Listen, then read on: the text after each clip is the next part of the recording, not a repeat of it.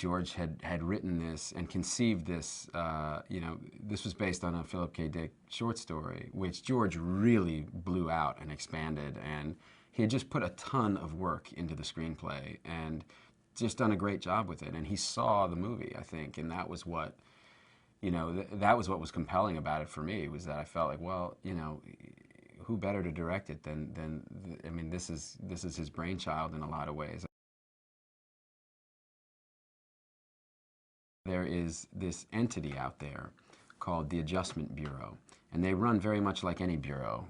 You know, a lot of guys in suits and fedoras, and you know, they're kind of a timeless group of people who are essentially guardian angels.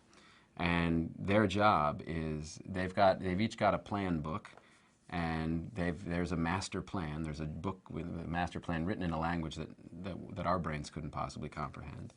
And their job is to just kind of move around the world, and if somebody's kind of going off plan a little bit, they give them a little adjustment and kind of get them back on the plan.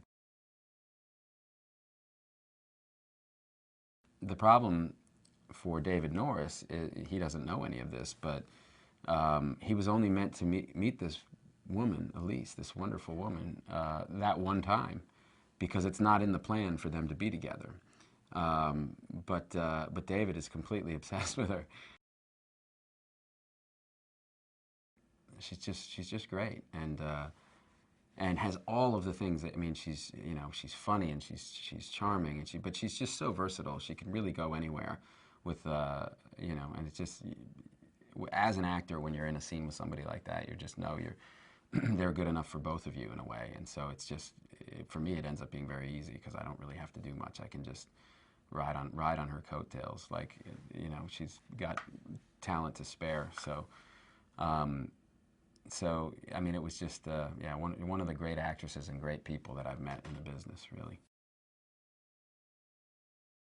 He meets this woman, and she basically, I mean, he's basically in love with her after a 5-minute conversation, and she gives him the idea to kind of really be himself in this concession speech, which he does. And the concession speech is so popular that he immediately becomes the, you know, the odds-on favorite to be the next senator from the state of New York, because he just seems like such a genuine person suddenly, rather than a politically managed guy. And